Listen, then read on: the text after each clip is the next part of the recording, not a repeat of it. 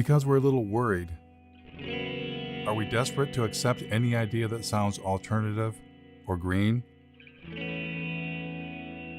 Are we avoiding looking too closely because we don't want to know the answer? Ozzie Zenner, a visiting scholar at UC Berkeley and Northwestern University, was asking some of the same questions. I mean, I thought that solar and wind were probably very good solutions. I mean, it wasn't really even that long ago. One of the most dangerous things right now is the illusion that alternative technologies like wind and solar are somehow different from fossil fuels. Well, I hear a lot of times that solar cells are made out of sand. Have you ever thought about solar panels? The main ingredient that makes them work is silicon or sand. This is the raw material chips are made of, sand. They don't use sand at all. So they use, I'll show you what they... So this is one of the ingredients. It's actually mined quartz.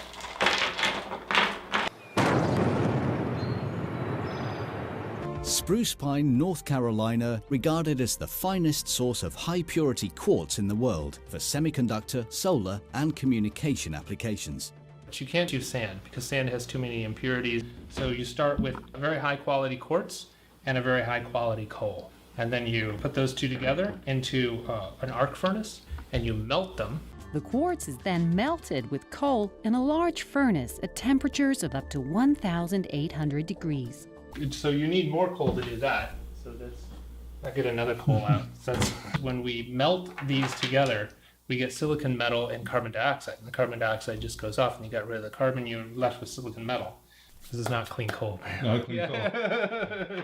Ozzie Zenner said it was an illusion that renewables were replacing coal or any fossil fuel. Environmental groups continued telling a different story.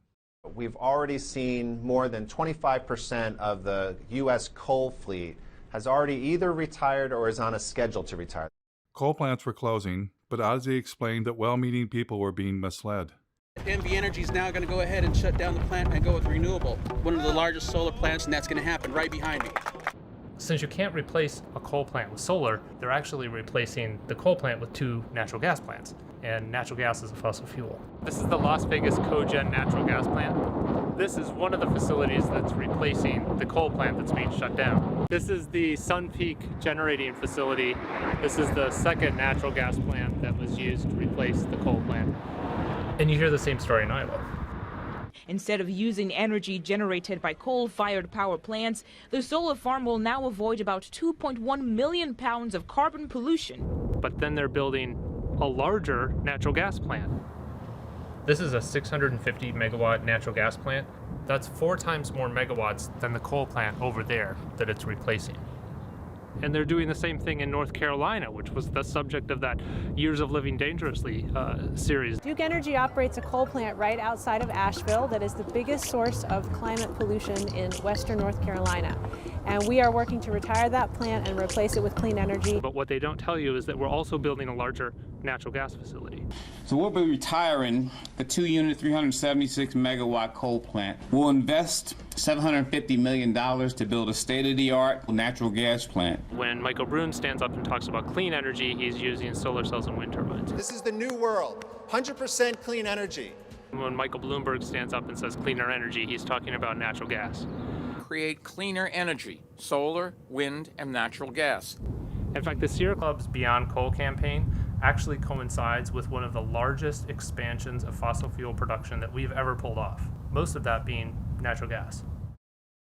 Ozzie's assertion that renewables were not replacing fossil fuels, if true, would upend all of our assumptions about green energy and what was going to save us.